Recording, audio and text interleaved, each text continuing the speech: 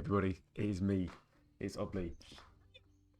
It's very early in the morning. I, for some reason, needed to stretch right now. I'm doing a +10 Priory. I'm playing Rider Frost. Just wanted to give you guys some Rider footage, as I know there's be a lot of you guys out there that will be playing Rider. So I wanted to walk through that. Also, immediately after this key, it's an unholy to compare. Actually, I think I did unholy first, and then this was second, but doesn't matter. Yeah, we're starting off really simple opener because you don't have DB. You're just getting those bone grinder stacks as quick as possible. Now, as soon as I can be asked, I will grip that sharpshooter in, and there you go, I just did. So I'm also kind of looking out for the defend. The only thing about this pack is obviously the defend. If you're not on top of that, DPS looks terrible. But we also had to drum because you don't have a proper lust. That's okay. So this pack could have been more damage. I'm not saying this is the best damage in the world for this first pack, but it is some damage. The main key element here when you're playing Rider is to stay on top of Trollbane's debuff. So that means you're going to be casting one by one stacks of Killer Machine. Now, I deemed that Guard Captain Suleiman was healthy enough to get another pillar off during this burst, during this pull even. And I think that was a good use actually, because I got a full usage of pillar with the extension at the end, giving me a couple extra seconds. Without the extension, that was a full pillar usage, so that was actually worth it.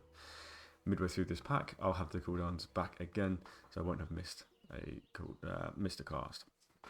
The main thing about Mythic Plus is making sure you never miss cast. You get as many burst casts out as possible. Now we have the slightly bigger chap come down. The mini bosses come with us.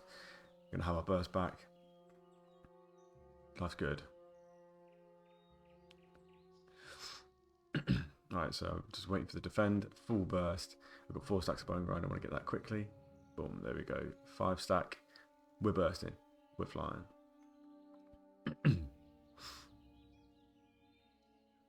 Still can't compare ourselves to bloody Destro Warlock. Broken class. I'm going to have a quick sip of my coffee. So see, I've got a little weak aura there that tracks Trollbane's debuff on the target. You can interact with Trollbane's debuff by pressing Obliterate on the target, pressing Frost Scythe on the target, and it'll pop it and does quite a decent amount of damage. It's like 500k per pop. I think in your burst it can be more. So that's pretty decent. It's like wounds but good. We have Pillar back now. So for this next pack, I have some serious pump. I'm running an Alchemical Chaos Flask because I'm using potions, so that makes sense. Also, my stats are pretty balanced in crit, haste, and mastery when I'm playing Rider here.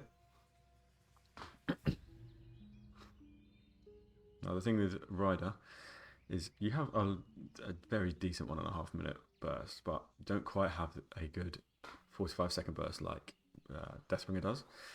In my opinion, I feel like that's actually extremely valuable because you do want to have damage in every pack as opposed to having damage every other pack. Alright, so thinking about setting up now because I've got about 15 seconds before Pillar's coming back. So I'm going to hold everything. You never ever make Pillar wait because Pillar is more strong of a cooldown than Breath is on its own. If you cast Breath and Trinket on their own, they are not that valuable. They don't do a ton. But if you cast Pillar on its own, that can still pump serious numbers even without Breath. So therefore, with that logic, you never make Pillar wait. Pillar is also a rotation changing ability where during Pillar, you're pressing different buttons. Whereas with Breath, it's not so much. You're still pressing the same rotation. It doesn't really change anything. It's okay. Big burst here. See, in that one, I stood in that shit. And I got PI. Let's go. So with PI, with all burst, with 10 stacks of the +10 buff, we're doing a pretty decent amount of damage. Now I'm using my empowering weapon quite aggressively here. Because the second I don't have a stack of Killer Machine, I'm using empowering weapon to get myself one. Especially when I have breath rolling, especially when I have Bone Grinder up too, because I want to make sure that my Killer Machine, my Obliterate or Frost Scythe, whatever I do, is buffed by Bone Grinder as well, that 20%. And obviously when you consume killing machine with obliterate, it turns obliterate from physical damage to frost damage, therefore buffed by Bone Grinder. Right, so we've got the small pack here, just got pillar for it. Just going to send it. Now getting 5 stacks of Frozen Dominion by hitting everything in this pack with my Remorseless Winter that comes from pillar, so we have 40% additional mastery as well. Now if it's the last global of pillar, it's definitely, if you don't have a killing machine proc, it's always worth just generating yourself a killing machine proc as opposed to spending something else in your pillar window. So if you can do like a naked howling blast to proc a killing machine if it's the last global, then that's actually worth it for sure, rather than letting yourself kind of go into your normal rotation window without anything, because the damage that comes from obliterate is peanuts, dude. It's like 200k. Terrible. Then that crit there, you see that 500k, and then if you get a killing machine proc, let me see if I can grab one. Maybe I'm not going to get one. Are you going to empowering weapon, Sean? That's my government name. There you go. 2 mil hit for the obliterate as opposed to 500k. So you're doing 4 times as much damage. Ridiculous. Okay, so I'm saving my cooldowns here. I didn't fancy popping it because we do have this boss coming up, and I would like to get maybe 2 casts of my 1.5 minute cooldowns on this boss if I can, if we don't destroy it too far. So I'm opening up with Frost on Priory first, then going into the trinket, popping my empowering weapon, and bursting. Now 2 target cleave for Frost at the moment isn't fantastic. It's okay. It is, I mean, this is all breath damage really, I'm going to go ahead and say. But to be honest, right now I could have actually had a little bit more 2 target cleave because I was using obliterate. I was focusing that damage into Dale Cry. And realistically I could have been doing Frost Scythe for about 10% more damage per global, because Frost Scythe does more damage. So you can test this yourself on the dummies in Dawn, but when you have pillar up, you have Remorseless Winter. When you have Remorseless Winter, Frost Scythe does 20% more damage. A obliterate crit with a killing machine would be like 2 mil. Frost Scythe on 2 targets will be about 2.2, 2.3 mil. So it is actually worth doing Frost Scythe on 2 targets, especially if it's a boss like this, where the damage that you do on Tainer is also done on Captain Dalcry. So definitely worth it. Something I will change going forward. Okay. So just being, I mean, the only things I'm tracking here at the moment is Icy Talons, Fallen Crusader, and Bone Grinder. Now, Fallen Crusader I don't even actually need to track. I can probably take that off now because Frost and Fury you always do it at a certain point because it summons your minions as Rider. Because of that, it's actually a little bit irrelevant to track Frostworm. You see there, I held off on procking my 4 stack of Bone Grinder until I had my pillar up, and it was really easy to just instantly have Bone Grinder ready for it. We killed this boss super quick, so therefore I didn't get 2 casts of breath, but that's okay. This next pack I will have everything for it, so that's good.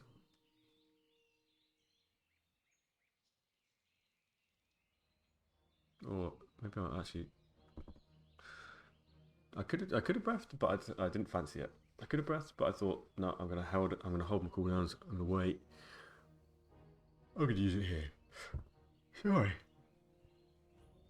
Sorry for yawning. Sorry guys, you're just all really boring, and I'm tired of it. No, I'm joking. It's very early in the morning. I've just woke up. Right, big burst time. I've got 4 stacks, and I'm literally just pounding out powering weapons as much as I can. Just do stack up to 5 as quick as possible. I'm casting nothing else really, getting that 5 stack. It's kind of like how you would with Vampiric Strike with Sand Lane, where you're getting that 7 stack before you do anything else. It's kind of like what I'm doing here with Bone Grinder. It works in a similar way. So you see we're absolutely pumping there. Destro Wallet also pumping as well, kind of keeping up with me. I'm playing with pretty much everyone here is from my guild. They're good players, so if I can do the same damage as them, I'm happy. Alright, and nicely for us, we're chain pulled into the next pack, so I can just instantly put my cooldowns again. Really nice. So we've only got 4 targets, but we still have a 5 stack of Frozen Dominion from our main buff, from our pillar buff. As for targets, there's no real target that I'm focusing here because Rider has basically no priority damage. You just have your real rhyme damage that's your priority. That's kind of pointless. You don't have very many rhyme accentuators like you do with Deathbringer. You just have kind of like the standard talents, and most of the talents that rhyme has actually just increases AoE, don't actually increase its single target very much. I think you've got like one, and then Deathbringer is what makes the single target from rhyme actually pretty decent. So I've got my cooldowns back as well. I want to save these until we have a big pool, which is probably likely just going to be this pool here. I've actually kind of forgot because I'm raw dogging this video for the first time. This video I was taking yesterday, and then I'm recording it. Look at that robot, dude. That's such a sick trinket. Okay. Probably could have actually changed that pack, but so I really quickly wanted to spend my killing machine there because I saw that it was about to expire, and wasting that would put me one stack behind with my bone grinder. So you see, I had all my buffs super fast, especially in Friday. It's actually more difficult to get your bone grinder stacks because you don't have the exterminate procs to give you the free killing machines. So to be able to pop it really quickly is really nice. You get lucky with the autos, you get lucky with your powering weapons. You're laughing. Let me move that a little bit. I feel like I'm not in the center of the camera. Okay. Fuck it. We ball. So with Rider, you definitely want to look at getting yourself like 25% haste. As you're looking at balancing out crit, mastery, haste. Essentially, there's two breakpoints for Rider. The first breakpoint being 12%. Second breakpoint being 12.5%. So this allows, by getting this haste, you get extra globals in Pillar, and it's even more important to do this in Rider because of the way that Pillar interacts with things like Trollbane's Icy Fury, and I mean, just as a whole, it is a very good DPS increase to have this, to get 25% haste, but you do want to have crit mastery as well. So it's more like if you can't get 25% haste, and you get like 20, then you're better off just putting that 8% additional haste into crit or something like that, especially when you play two-hand. When you play two-hand, you obviously are at a deficit of killing machine procs. You'll have a lot less, which makes the flow of the spec a little bit janky, but not that bad, honestly. But that's why I actually talent into things like Howling Blades to kind of make up for the fact that I'm going to have less killing machine procs as a whole. So I saw that my cooldowns were up, and I also saw that the boss was about to cast his ability, and I know I need to solo soak this, but I still felt like I could get pretty much almost 100% value off of my burst, so I was just going to send it. Normally I wait and do it afterwards, but I just feel like I'm on this boss, my DPS is normally quite shit, so I thought today is the day where I'm going to change that, so I didn't bother, I didn't wait, I just sent. And so the DPS is actually okay. So you see, every time I get that shattering debuff on the target, I'm trying to pop it with Obliterate, but I'm trying my hardest to do it with a killer machine. Sometimes you just can't help it, and therefore I will just pop it with a naked one if I have to. If there's absolutely nothing I can do, there's no powering weapon coming back soon, I don't have any other resources I can press to try and chance one until my auto swings, then it just is what it is. And I can see that my weak aura for my auto swing timer is not lined up with my rune bar. That pisses me off. I think I'll fix that. But I find that the auto attack swing timer is actually really helpful because, especially in Rider, a lot less killing machine procs, kind of waiting out 1 millisecond instead of just popping your abilities as soon as you physically can, giving yourself carpal tunnel in your bloody right hand. If you just wait like 0.2 seconds and then get a crit and then consume it with killing machine afterwards, bro, that's so much more damage than just sending everything on cooldown, because you're literally going to sit there afterwards and do nothing because you've got no runes because you're just sending it as soon as possible. So now you spent all your runes and you've done no damage instead of just waiting and getting a couple of runes back and doing more damage. Pretty simple maths. Honestly, if you play one-handers, you're probably not going to need to bother about this. I think this is mainly like a two-hander thing, to be honest.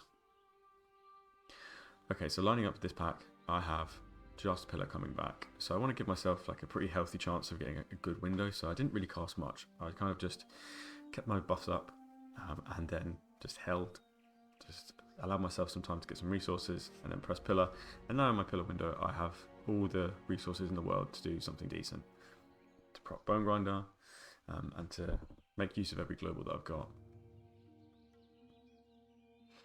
Realistically, what you want to do as well is at the end of your pillar window, you want to finish on no empowering weapon charges as much as possible, because this means that you've used all of your empowering weapon charges at the most critical point, which is during your burst. And video's dead. What's going on here then?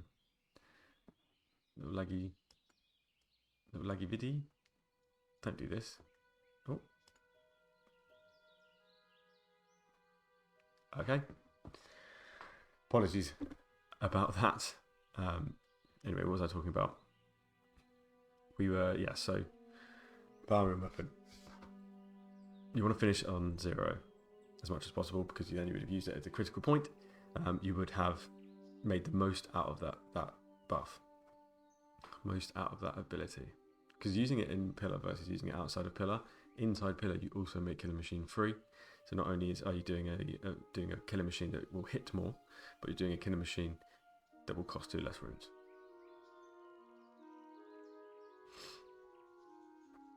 Right, so I was keeping a good eye on my Bone Grinder there, and I saw I was at 4 stacks.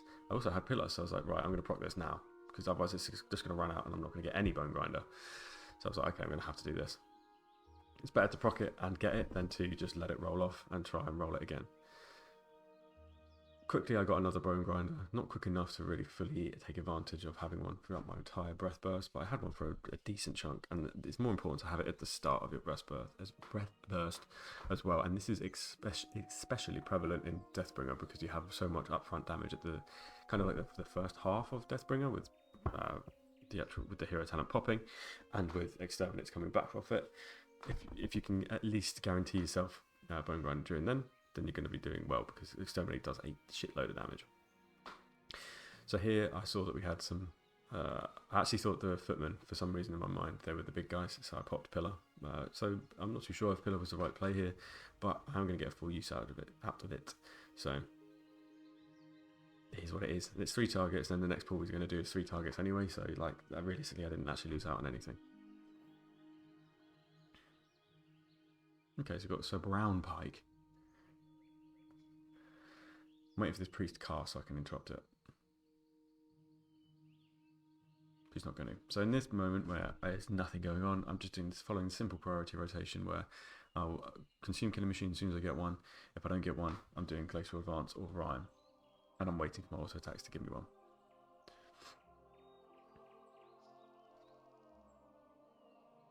I decided to burst on brown pike, which is probably a bad idea. I probably should have waited till now, because now my trinket's a little bit weaker, but realistically it doesn't really matter that much. Actually just getting it off cooldown and maybe chancing another usage at the end of the boss fight is probably a bit better. Realistically, the best thing you can do as a DK is just send your cooldowns as much as possible, because outside of our cooldowns we do not do a lot. So here, I'm not really focusing on doing 2 killing machines anymore. I used to advocate that you should, and now there's basically no point, because the actual talent is fucking broken. It doesn't even work. So the damage multiplier is terrible. The damage multiplier, it multiplies the critical strike damage, which is actually nothing. It's like 100k, not even that. You can go to the dummies now and consume 1 killing machine, and then give yourself 2 stacks and consume 2, and you'll see that the damage doesn't even change, which is actually dog shit. So realistically what you want to do is try and consume killing machine as soon as you get them. I would never press an ability to force another stack at any point unless you are proccing Bone Grinder in your burst window. Other than that, just send killing machines one by one by one. The actual raw damage you get from doing that versus the haste that you get from consuming 2 stacks, it's like negligible. Negligible. I can't even say that word. No point. So I think realistically, killing streak is more of just like oh hey, you got another killing machine proc. Sad that you have to consume it, but here's some consolation prize, and it's haste. But I think the damage should be more. I think it's pretty fucked that the damage isn't isn't that way. I mean, just nerf obliterate, and frost scythe, and then buff killing streak. Realistically, it does make me think maybe there is a world where killing streak isn't something you take. Anyway, moving on. Got some nice burst here. Got the phase in 3 minutes. 3 minutes at 3%. And I'm not going to send my cooldowns because obviously we're about to phase. There'd be literally no point. But also, by saving Pillar, I can hit some of the ads and get 40% mastery with my 5 stack of Frozen Dominion. So I'm going to send my Pillar straight away. But by the time the ads come to me, I should still have some Pillar left to get that 5 stack. I mean, I won't have much of the 5 stack buff left, but you kind of have to send your cooldowns here anyway. We get a 5 stack Frozen Dominion for literally 0 seconds. We got it for 1 second. I saw the buff. Fantastic. But these orbs here, they actually give you Frozen Dominion stacks as well, which is good. Alright, so we're looking at bursting maybe one more time. You can absorb that light, bursting light with AMS, but I'm keeping my AMS in case there's a bursting light during my burst, in which I can then just sit there, face the boss, don't need to worry. But we get a really good Bone Grinder double stack as well. And we are able to proc Bone Grinder really quickly, really fast. So we get one more burst, and the boss is going to die in this window. And with that, we finish Priory at 7.7 mil. I mean, that's not amazing, that's not fantastic. Let's pause this video now. So here we have the breakdown of the damage. I think there's definitely some damage to be done with Rider that's on the table.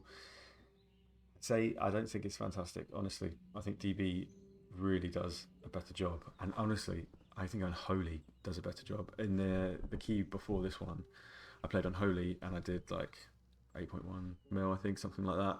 Unholy pumps at the moment, and I think it's only going to pump more and more as the keys get higher. But I'm also going to do an Unholy voiceover for that video too, and then get that up pretty much immediately after this one. But yeah, thanks very much for watching, everybody. If you're interested in coaching, hit me up in the comments down below. There is some links, so a link to my Discord, link to my coaching.